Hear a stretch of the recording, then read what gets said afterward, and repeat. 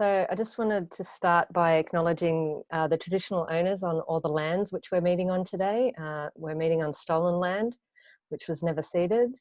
I'd just like to pay my respects to elders, past, present and emerging. And would like to also thank everyone for joining us today. My name is Charlie Wilbridge and I'm the Suicide Prevention Officer in Mindout at the National LGBTI Health Alliance. And we've got a really exciting webinar today for Bisexual Awareness Month. So I'd like to introduce Misty Farquhar to do today's Mindout webinar. Thanks, Misty. Thank you, Charlie. Hi, everybody. As Charlie said, my name's Misty. You've probably all seen my bio, so I won't bang on about who I am for too long, except to say that I am a PhD researcher at the Curtin Centre for Human Rights Education, and my research is exploring social recognition of people who are non-binary in sexuality or gender or both. And I'm also the founder of Bisexual Plus Community Perth, which I'll talk about a bit in this presentation.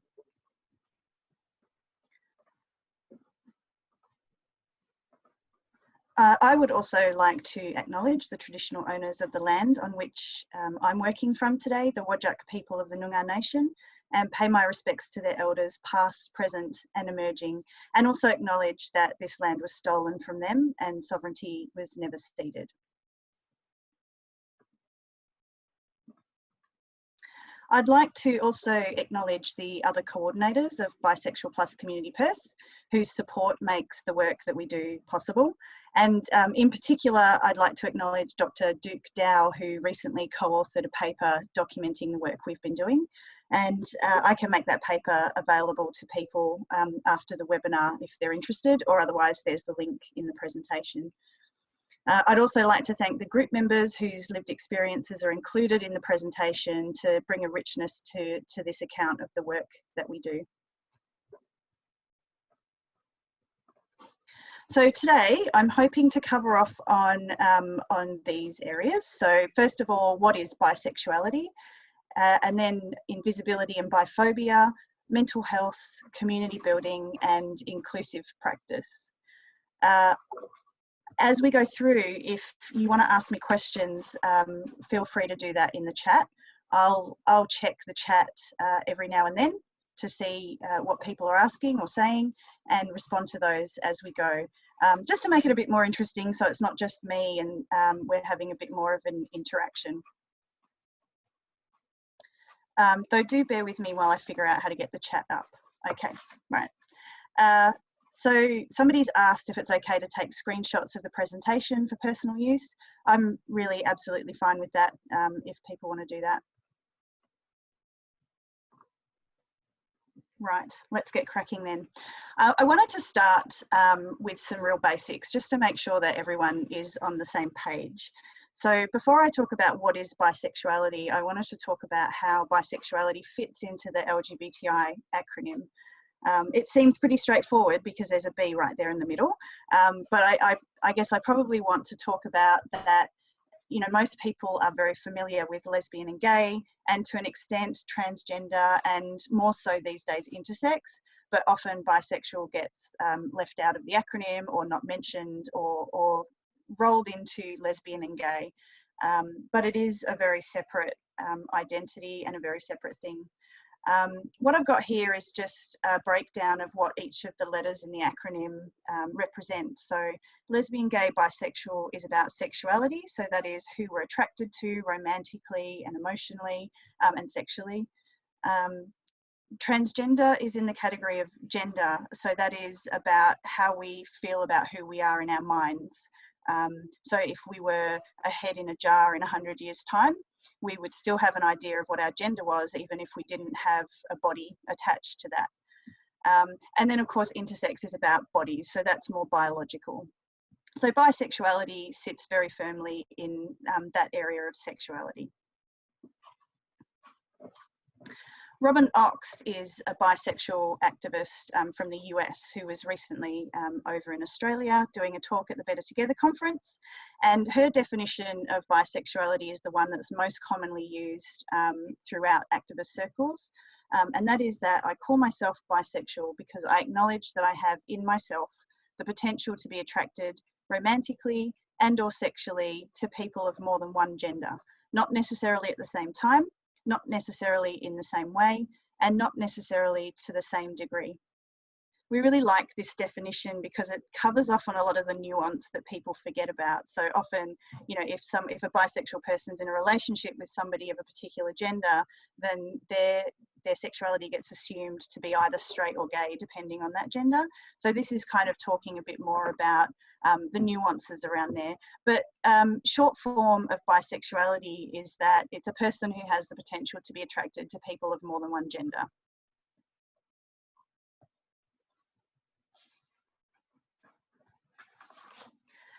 In terms of labels, there's lots of different labels that people use to describe Robin's definition of being attracted to more than one gender. So here's just a few of the labels that people use. MGA stands for multi-gender attracted, and you'll see also that there are labels there that you might not expect, like asexual or straight. So asexual people can be biromantic, and so that is that they have romantic feelings for people of any gender or more than one gender. And increasingly there's an awareness of straight people who have attractions to more than one gender. So you might have heard of the phrase men who have sex with men, or straight men who have sex with men. So that's also technically falls within the umbrella of bisexuality.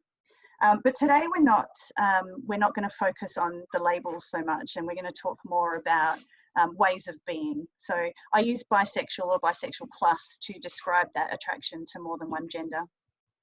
Interestingly, in my research, the most commonly used labels to describe multi-gender attraction is bisexual, pansexual, and queer. I'm just going to check the chat. Okay, cool. So this next slide is a quote from one of our group members in Bisexual Plus Community Perth. There is a nuance to our love that gets buried in all of the arguments and explanations and metaphors. I love being this way. I love that there are things I see in people that others seem not to. So I'll move on to invisibility and biphobia unless anybody has, if anybody has any questions. Just checking that. Okay, so I'll talk now about invisibility and biphobia. Many of you may have heard the term heteronormativity or not. It sounds very academic, but what it basically means is that in society there is this idea that there is a normal alignment of sexuality, gender, and bodies. So a man who looks and feels like a man will be attracted to a woman who looks and feels like a woman, and anything outside of that norm is considered to be deviant or sometimes pathologized, and people experience discrimination because of it. It relies very heavily on binaries, so binaries like man or woman, gay or straight, and it's a very human thing to do to categorize people. So we use heteronormativity to categorize people, and also it creates power and privilege imbalances. Bisexuality and non-binary genders are very much outside of these binaries that are considered to be the norm, and so that causes quite a lot of issues for bisexual plus folk in particular.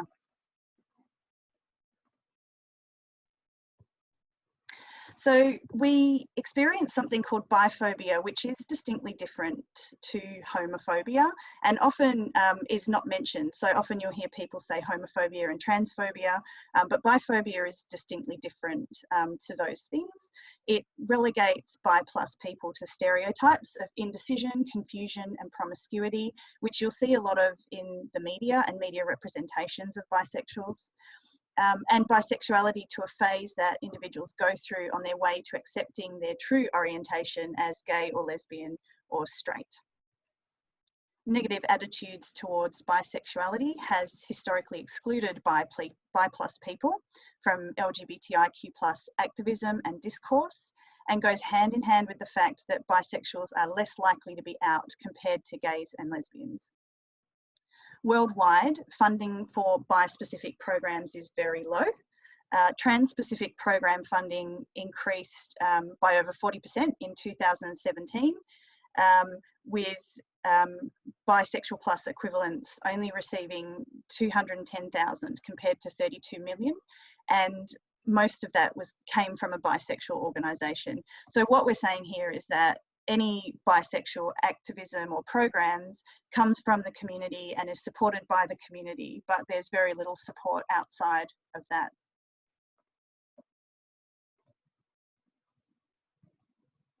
So this is just another quote from one of our group members.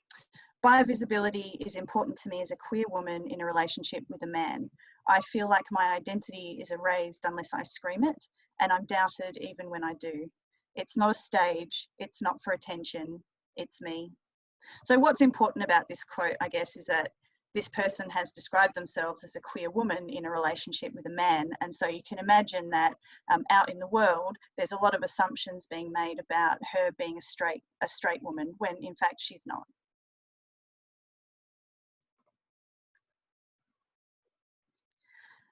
So bi plus people are misunderstood by mainstream society and invisible in the broader LGBTIQ plus discourse.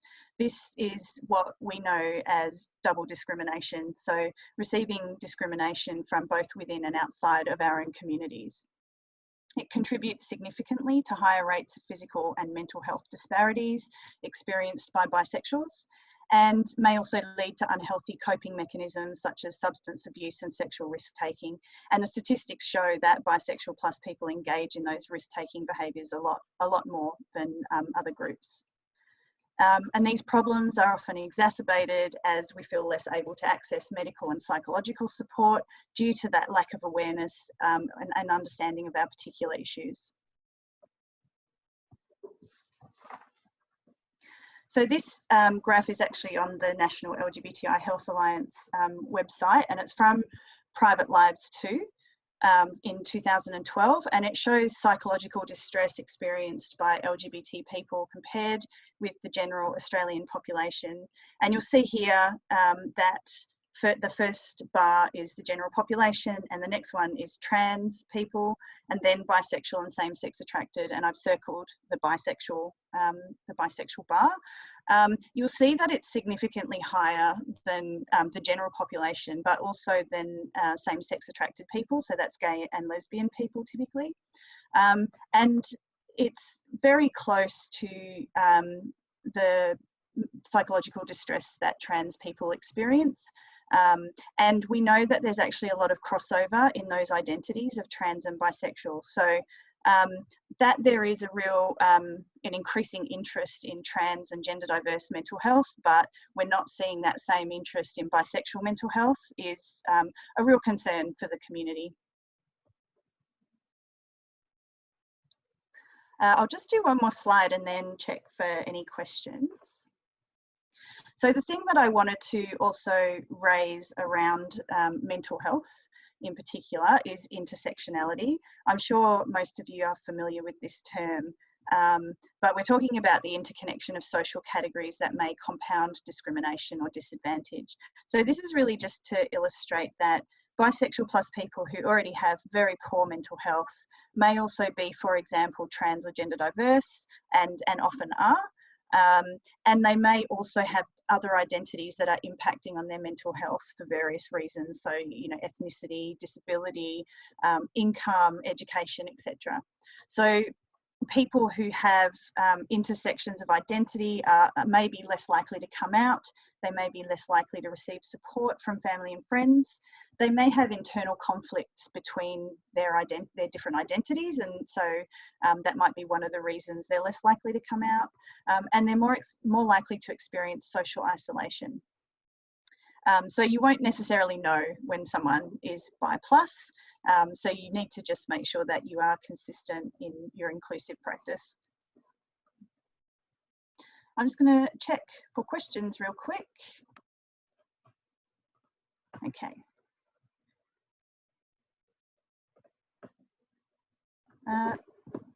Just checking the time. Okay, good. This is a little video of a person who is Bisexual Plus and non-binary, which I think is a really nice one to talk to the experience in that way. So I'll just play that now. Hopefully that works. When I came out, I went for myself as a second. I took the world, girls, in a way, I think it's what people expect. See, ever so when I took off the term, I expected it to fit perfectly, but it didn't.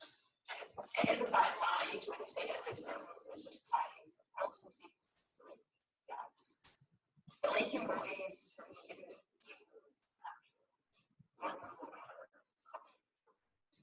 and anyway, I always need to know that bisexuals were just slutty.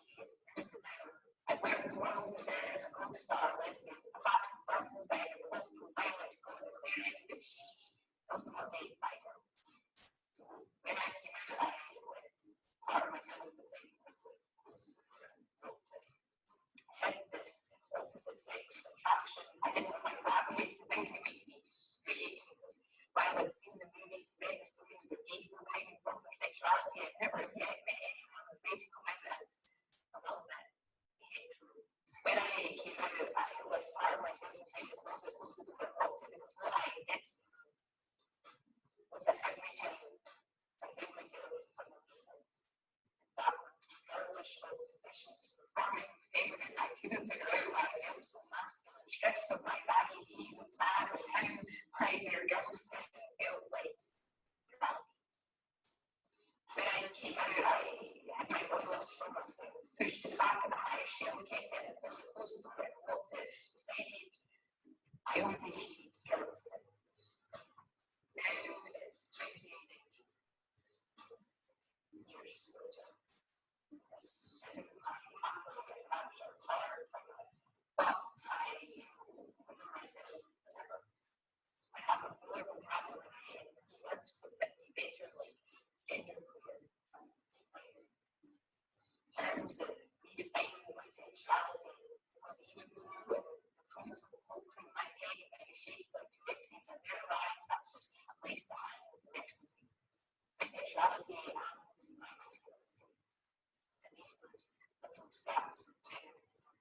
When I came out, I left part of myself inside the closet because I thought I had to be part straight to be bi, that I had to be girl to be bi. I didn't realize that I would instead just be two kinds of girl with weird.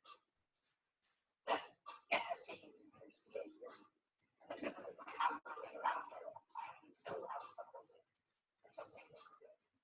I just try to remember what labels don't have to be labels to be defined. So here I am, all of me. I'm very clear of my sexuality.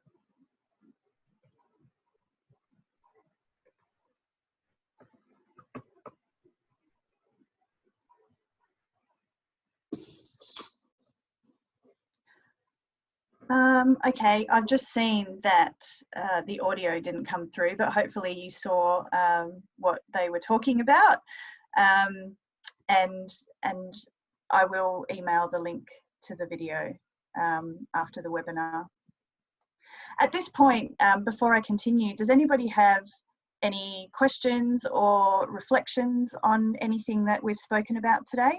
I think what's really important to me in that video is just this internal conflict that people who are non-binary in sexuality and gender experience. So there's questions about, well, am I really gay, or am I really straight because I'm attracted to this person now? And I think that certainly from my experience is something that we never really come to terms with. There's always times when we ask that question and wonder about it. And so that's another thing that impacts mental health. Somebody said, I love that comment, when I came out, I left a part of me in the closet. So true for bisexuals. Yeah, it's really quite a moving video in that sense. Somebody has asked, how can we support young people who are in the questioning phase of their sexuality? That's a really good question, and we will come to that, because although bisexuality is a very clear identity in and of itself, sometimes people will use that label for a period and then decide to use a different label. So often when people are questioning, they might use that language of bisexual, and others may stay with that label. So we'll talk a bit more at the end about how we might be more inclusive and how we might be able to support people better. But we can have a discussion about that towards the end. Okay, just moving on now, hopefully. Right. This is another quote from one of our group members, which I love. Visibility is important to me because I spent too long not knowing whether I was allowed to be myself and stand up in my identity. Everything gets easier when you can see other people standing proudly in theirs. And the reason that I've included this quote is because I want to talk now about some of the work we've been doing in Western Australia around building community and really creating a visible bisexual plus community where there wasn't one. So connection with others is fundamental to our mental well-being. It fulfills our need for social recognition and allows us to feel a sense of belonging. And as we spoke about earlier, often bisexual plus people don't feel like they're part of the LGBTIQ plus community, and so this is really important in particular for bisexual plus people. So a lack of visibility and bisexual role models in Australia at the time, which was in 2015, when Bisexual Plus Community Perth was created. It was created for those reasons. And I started the group along with Dr. Duke Dow, who I mentioned earlier, and you can read all about that in the paper if you're interested. But the reason we created the group was to create opportunities for local bisexuals to become more connected to each other and to their community to enhance wellbeing and resilience, to increase the visibility of bisexual plus people within the broader community in Western Australia, and to build awareness of the issues faced by bisexual plus people. So previously to this group, bisexual plus people were very rarely mentioned in LGBTIQ plus initiatives, and there was very rarely presence of bisexual plus people in LGBTI initiatives. One of our group members said, "This is the first year I've been comfortable identifying as bisexual, and that's because of this group. I've never felt comfortable identifying the way I do, but I've come to see many bi people feel this way, and from external forces that we internalise." That is a common experience of bisexual plus people, and it's one of the reasons why it's so important for us to have community that we can access, so that we know that we're not the only one feeling that way. This picture is of Bisexual Plus Visibility Day in 2019. We have a picnic each year, and this year there was over 60 people at our picnic, which was the biggest we've ever had.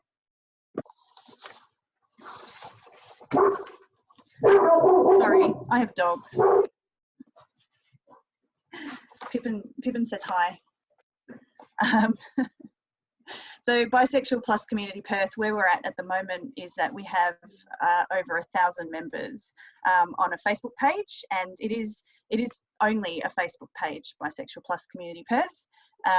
We haven't incorporated as an organisation because we actually feel as though that might impede our progress, because once you incorporate as an organisation, there's all sorts of administrative things that we don't really have capacity to manage at the moment. So it's 3 volunteers running a Facebook group, and we do this other work. So events, we have at least one small gathering every month. And often those gatherings are self-organising now, so members will create events in the group as well as us as admins. But our 2 big events are Bi Plus Visibility Day picnic on the 23rd of September, and we do a Pride Parade contingent in November. So recently, the last couple of years, we've had over 100 people marching in the Bi Plus parade, and that's from, you know, in 2016 there were no bisexuals marching in the parade. And we found it very difficult to get anybody to agree to march. So we've come a long way since then. And we also do a lot of advocacy, both locally and nationally, and sometimes internationally as well. We have a very strong local media presence. So we have admins who are involved in our local press, which is called Out in Perth, and our local radio show, All Things Queer. And we're often invited to do various trainings, sit on panels and speak at events. And in the last couple of years, we've seen some replication of our group in other cities, in particular Melbourne and Sydney, and I think Brisbane is starting a group as well, or in the process of starting the group. So there are groups all over the country now, which is really exciting, because when we first started this, there was really only the Bisexual Alliance in Victoria, and nothing else. Just checking the questions. So somebody's asked what the moderation on the Facebook page is like. I've had issues with other queer groups being quite transphobic. Is there a clear position on this? Not excluding trans, non-binary, gender non-conforming folk in meetups, etc. Yeah, it's actually, we've built a really intentional culture around inclusiveness, and you'll read, if you're interested, you can read more about that in our paper.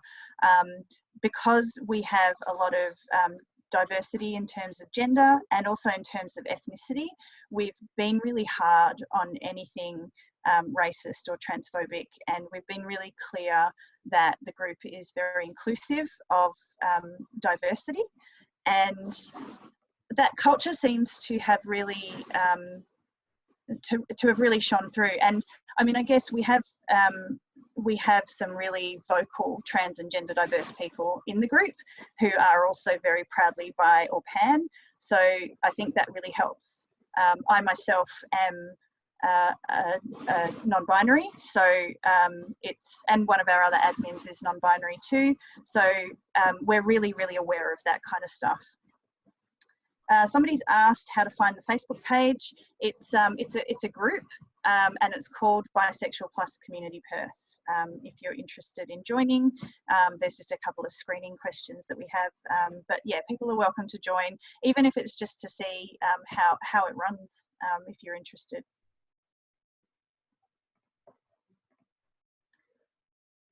So this is another quote from a member. The feeling of being in the street with 100 or more bisexual plus people, including friends and people I've come to look up to, was easily one of my best experiences. I was part of a change in finally being counted visibly, something bisexual plus people have struggled with for years, and hopefully people like my younger self who never even knew this was happening. And this is a very blurry picture of us marching in the Pride Parade. I think this was 2018, where we had that was the first time we had over 100 people marching, which was very exciting. And it's a really big event for our members. And in particular, I think one of the reasons it really works well in Perth is that there's not as much policing of the parade as there is in a place like Sydney. So people don't have to have tickets or wristbands. You can just join a cohort as long as a group has paid the registration fee. So as a group, Bisexual Plus Community Perth pays for the registration, and then we let our members know that they can join us. And that means that, you know, people with mental health issues, social anxiety is very common in the group. They can just see how they're feeling on the day and come along if they feel up to it, which is really nice. So I'm going to talk a bit more now about inclusive practice, and I'm just going to quickly check the time because I don't want to bang on for too much. Somebody has just asked about World Pride, which is coming up, and that World Pride is being bi-exclusive, and has asked if there's any tips for countering this. I think I'm not really that across World Pride, but I think that's happening in Sydney this year. And yes, I had heard that it's being bi-exclusive, and I know that there are activists in New South Wales who are fighting against that. I think if you reach out to the Sydney Bisexual Network, those folks can probably loop you in and see and let you know if there's anything that you can do specifically to change that.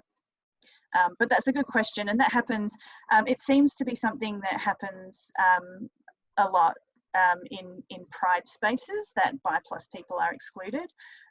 So it's not even just about forgetting about us, it's about specifically targeting bi+ people. So yeah, that happens.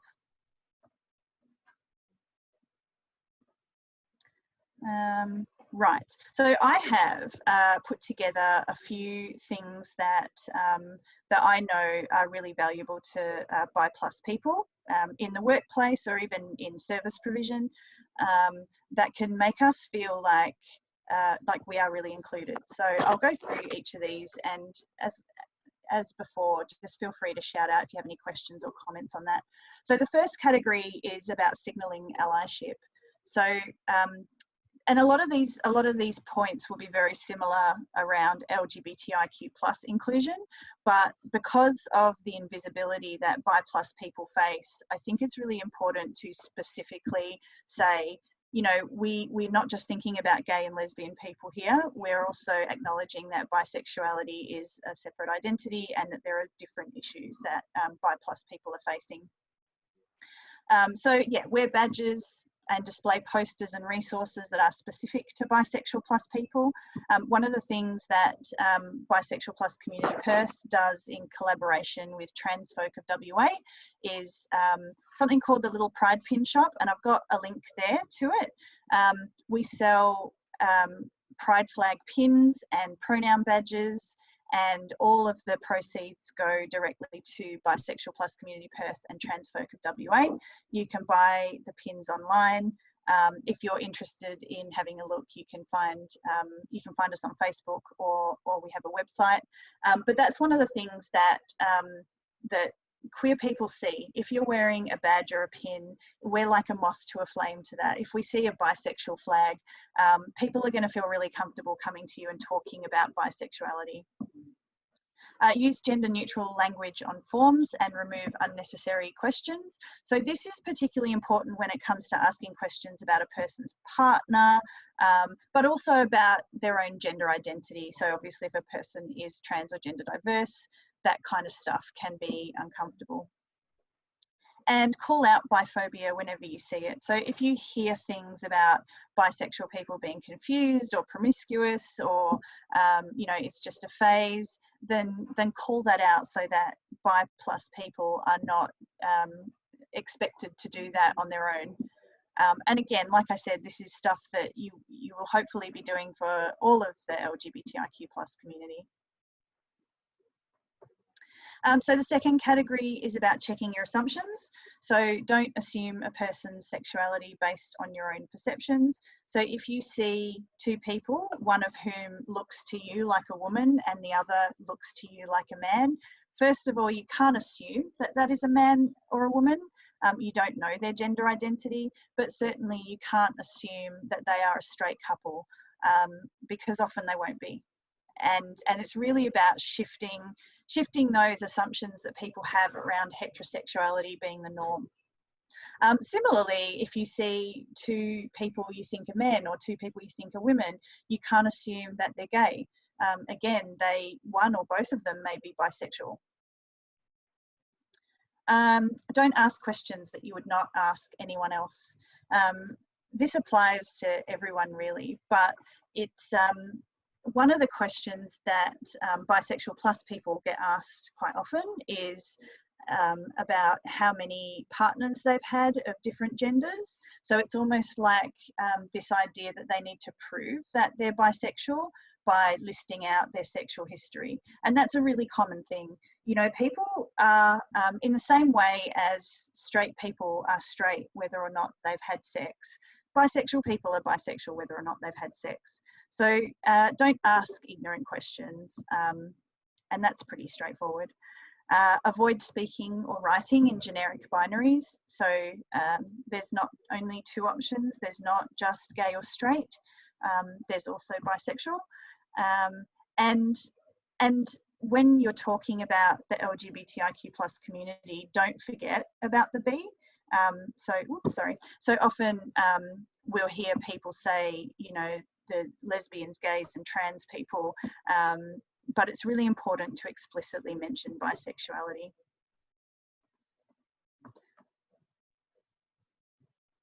Somebody's just commented, shout out to don't ask questions that you would not ask anyone else. So sick of the what gender do you think you'll be attracted to next question. That's funny. I had an old friend ask me recently if I was still bisexual because I had been with a particular partner for a long while. So yeah, people do ask really ignorant questions for sure. And the last point is about celebrating. So this isn't just about tolerating bisexual plus people or including bisexual plus people. What we want to see is people being excited about bisexual plus people. So elevate the voices of bisexual plus people whenever possible. So the Mindout crew have done that today. Thank you, Charlie, for the invitation. When you get the opportunity to have bisexual plus people speaking at things or even being involved in working groups, then try and do that. I recently had an experience of a researcher contacting me and asking if I knew anybody who could be on their steering group because they didn't know of anybody on the steering group that specifically identified as bisexual, and they really wanted to have that perspective. So that kind of thing is important. In the same way as you should be making sure that you've got trans and gender diverse representation, make sure that you have bisexual plus representation too. Support local bisexual plus groups. So as I mentioned, they are all over the country. I mentioned Melbourne, Sydney and Brisbane, but there is also a group in Tasmania and a group in South Australia. So you've got, wherever you are based around Australia, you are able to support. And as I said before, there's no funding for bisexual plus work. Maybe in Victoria, but there's not largely around the country, and a lot of LGBTIQ plus funding and resources goes into issues that are supporting gay and lesbian issues. It's not specific to bisexual. So if you can support in any way, please do. And actively celebrate Bi Plus Visibility Day, which is on the 23rd of September. So in your workplace, for example, have some flags up, maybe have some pink, purple and blue muffins. Just do something to show that you are actively including bisexual plus people and celebrating us. So just to finish up, visible community is pivotal to good mental health for Bi Plus people and everyone else, and it's important that the work is supported by the broader community. We're proud of who we are, we're visible so others like us can know that they're not alone. We want the whole community to see us and celebrate along with us. We are not going anywhere. We are real, we are visible, and we are here. That's me. I'm just going to check the questions again. Thank you so much, Misty. While you're checking the questions, that was great. And I'm so pleased that you were able to give this webinar today. If anyone has any questions or comments, please feel free to use the Zoom chat. There's a lot of people congratulating Misty. You guys are so cute. I particularly liked your head in the jar comment. I'm like, that is a wonderful way of thinking about it. Yeah. Thanks, you guys. Just for practically, this will be available on our Alliance website and will be shared broadly. And as Misty mentioned earlier, we'll be able to give a link to that video and anything else. And I guess one clear message here is Bi people exist, so support them, and especially the grassroots orgs around the organisation. Look at how you can be supporting the bisexual plus community as well. So if there is no questions, thank you everyone for joining us, and thanks again, Misty. Really appreciate you taking the time. We do have a question. Oh, yeah. Cool. What would you recommend for sensitively navigating discussions around sexual fluidity? I'm not sure exactly what you mean by sensitively navigating. I guess I kind of I think about sexual fluidity as being under the umbrella of bisexuality. I think that certainly when we're talking about younger folk, people are really comfortable with the idea of sexual fluidity and gender fluidity. It's really just about navigating discussions with people who are really bought into that binary idea of everything. Lachlan, if you can elaborate on what exactly you're asking, that would be helpful. Another question from Ingrid, is there any national organisation or just local groups? There isn't a national organisation, but the local groups in all the states are very, very well connected.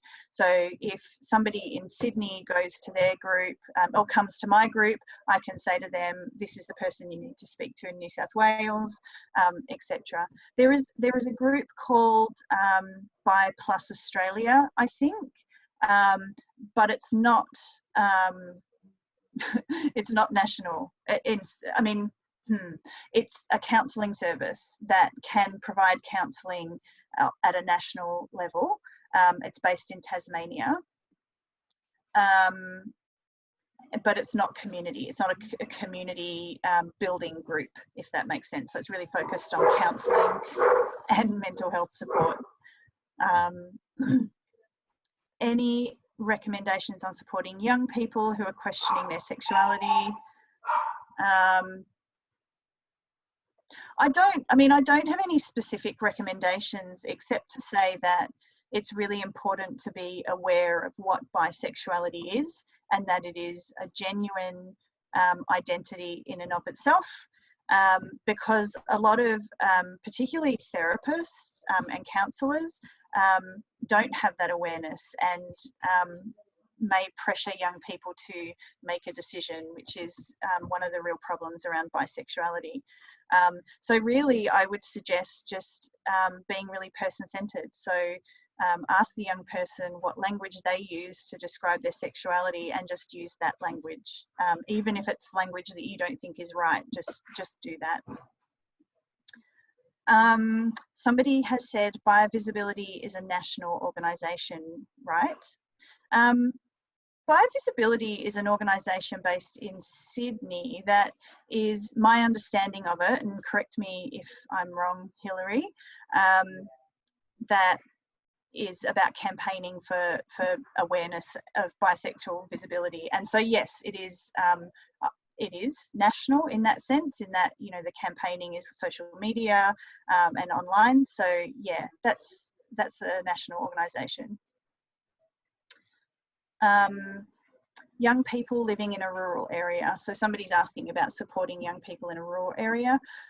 My suggestion would be to connect young people to one of these groups online, because it's quite difficult to find peer support in rural areas, but the online groups are really good safe spaces for young people.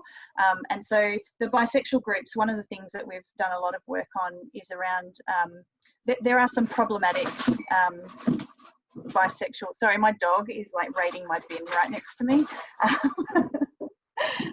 There's a lot of bisexual groups that end up being about, you know, hookups and that kind of thing. So we, all of these community groups make sure that there's none of that kind of behaviour, and it's very strictly monitored. So they're safe places for young people to find peer support too.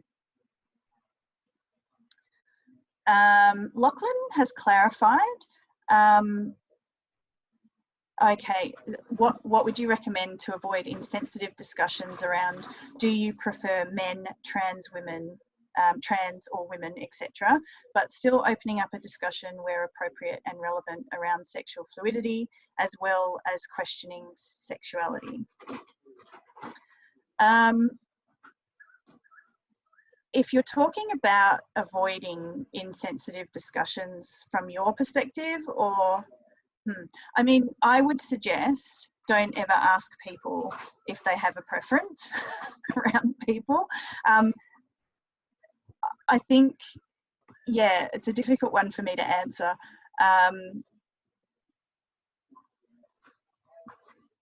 Charlie, do you have any Yeah, look, I insight? was just thinking, I think when you're talking about that sort of stuff, and I think it plays into around talking to young people as well, that we don't want to make assumptions, like Misty said, around mirroring the language that young people use.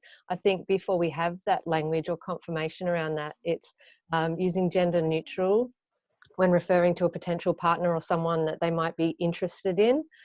That's probably an important thing as well. But if you are wanting to start a conversation that perhaps someone may be fluid, if you like, which is quite common. Perhaps it's around just acknowledging or naming it, that, you know, some people are fluid, or some people may be attracted to many different people regardless, like just normalizing it and letting them create the space where they're able to talk about it. Yeah, it's good. Thank you, Charlie. Somebody's just asked about the Who Am I study of bisexual people and mental health.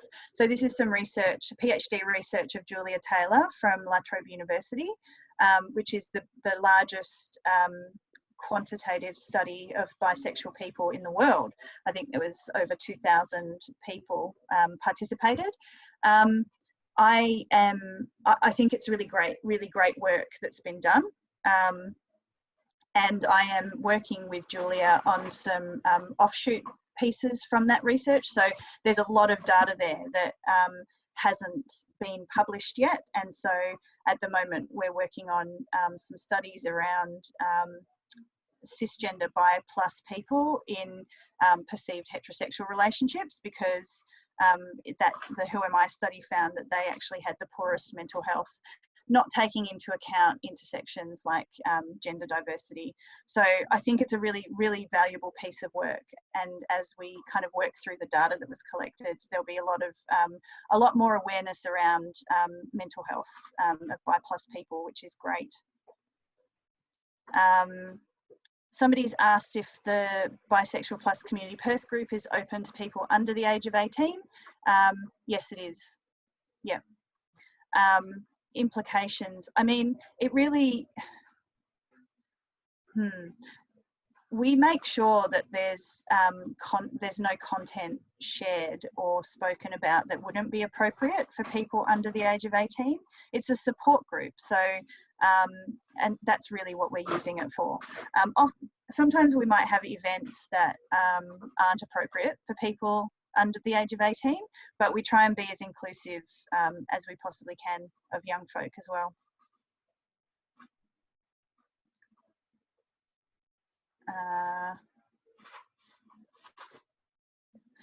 Sorry, just off the back of that, I think Nina's also asked about implications around safety in the group. So the 3 admins of the group are always checking posts.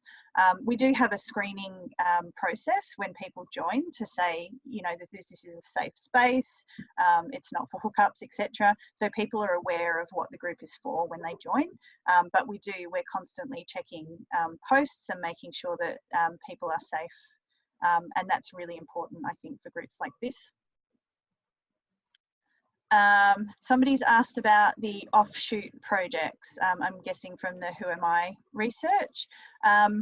Perhaps if people want to contact me about research related stuff, you can find my Curtin University email address, or I can pass it on to you, Charlie, to pass on to people. And I'm really happy to chat more.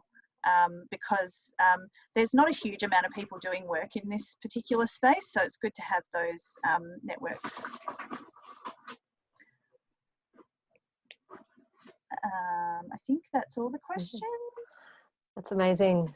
Thank you, Misty. Thank you everyone for those questions as well. It's really brings these webinars to life when folks get involved and ask questions, because you know, there's always more that we can talk about, and so your questions really appreciated. So I think we'll bring that to an end now. I just want to thank everyone again for joining us, and thank today's presenter, Misty, for an amazing webinar, and hope to see you all another time in the next webinar next month. Thank you.